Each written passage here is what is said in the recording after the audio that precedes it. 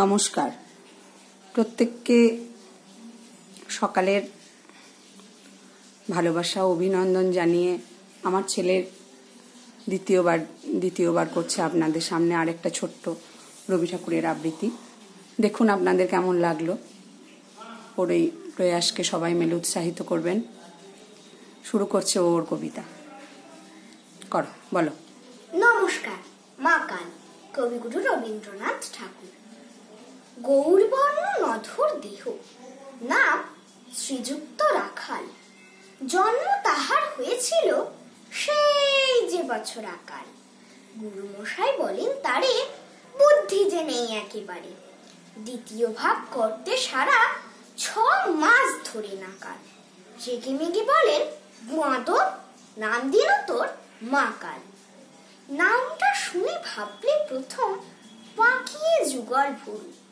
তারপর সে বাড়ি এসে নৃত্য করল শুরু।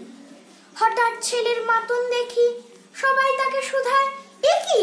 সকলকে সে জানিয়ে দিল, নাম দিয়েছেন গুরু। নতুন নামের উৎসাহে তার বক্ষ দুরু দুরু। কোলের পরে বসিয়ে দাদা বললি কানে কানে, গুরুমশাই গাল দিয়েছেন, বুঝিস নে তার মানে? রাখাল বলে, কখনো না, মা যে আমায় বলেন শোনা।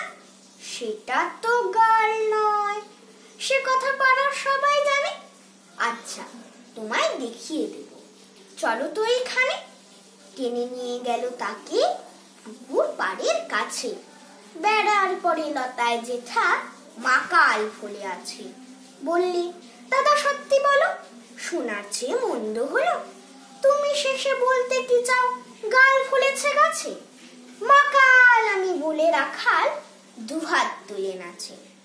দোয়াত কলম নিয়ে ছোটে, খেলতে নাহি চায়। লেখাপড়ায় মন দেখে মা অবাক হয়ে যায়। খাবার বেলায় অবশেষে দেখে ছেলে কাণ্ড এসে।